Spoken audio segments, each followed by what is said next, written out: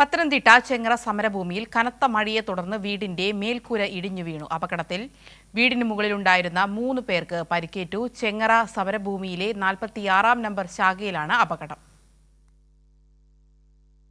അക്ഷയ ഭവനത്തിൽ അനിലിന്റെ വീടാണ് ശക്തമായ കാറ്റിൽ തകർന്നത്. പുലർച്ചെ 2 മണിയോടുകൂടിയാണ് അപകടം സംഭവിച്ചത്. അപകട സമയം അയൽവാസിയായ സ്ത്രീയും അനിലും അനിലിന്റെ കുടുംബാംഗങ്ങളുമാണ് വീടിനുള്ളിൽ ഉണ്ടായിരുന്നത്.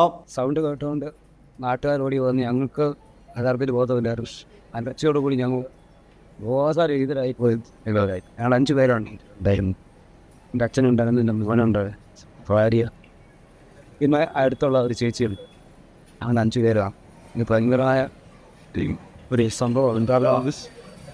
വളരെ ബുദ്ധിമുട്ടോടു കൂടിയാണ് നമുക്ക് പറയാൻ കഴിയുന്നത്. പറയാനാണെങ്കിൽ പിന്നെ അവർ വന്ന് രക്ഷിച്ചില്ലായിരുന്നെങ്കിൽ ഞങ്ങൾ ഇന്നലെ അവിടെ തീർന്നു പോയാൽ. അപകടത്തിൽ അനിലിനും ഭാര്യ മിനി അയൽവാസിയായ സ്ത്രീക്കും പരിക്കുപറ്റി. മൂവരും പത്തനംതിട്ട ജനറൽ ആശുപത്രിയിൽ ചികിത്സയിലാണ്. കൈരളി ന്യൂസ്, പത്തനംതിട്ട.